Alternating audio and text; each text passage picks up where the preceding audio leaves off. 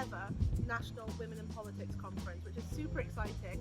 It was an idea that we had at Birmingham over the summer of how can we make our events even more impactful and bridge over national borders, really.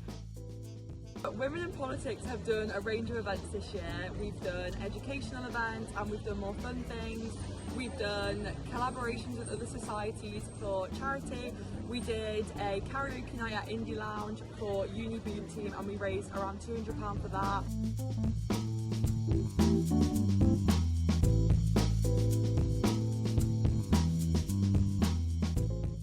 We have two panels with fabulous speakers. We've got one that is around local government and then one that's around women that are kind of around the sphere of politics, so influencing politics.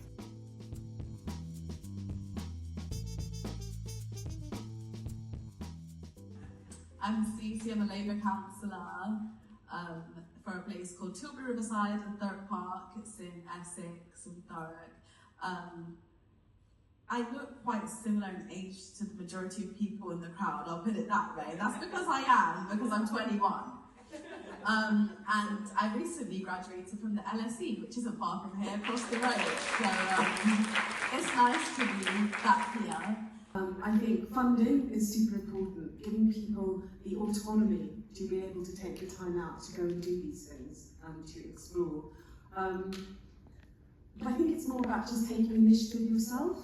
You know, I think going out, finding out about community organisations, protesting, you know, there's lots of things that you can do, you don't need to be told, right?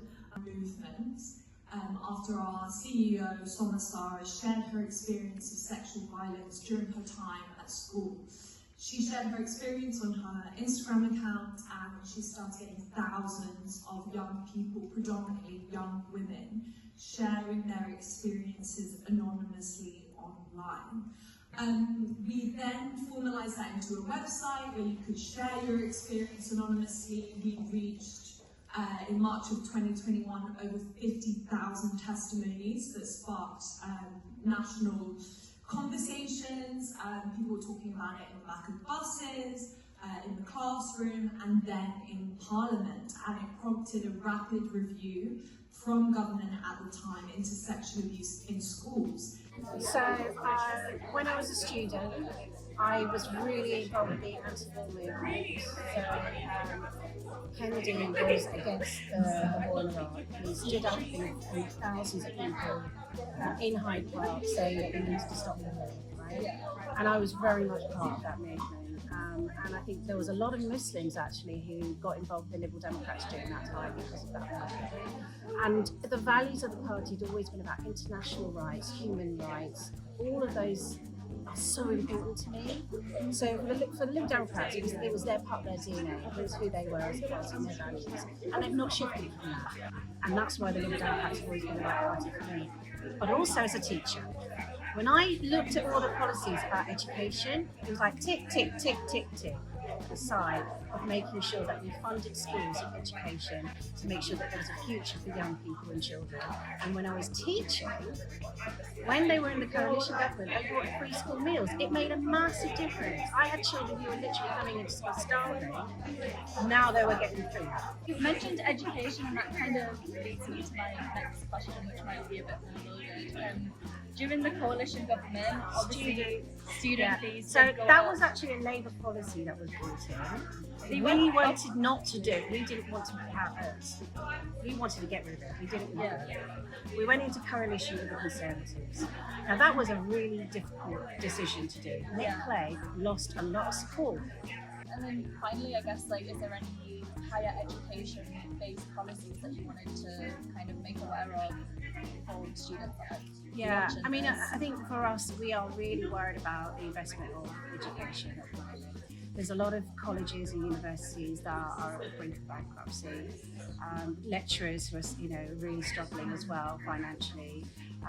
Some of them are incredibly poorly paid, actually, considering the job that they have to do. I think that there is at some points in some parts of our university structure that they're in crisis at the moment. We've got to make sure it's well done.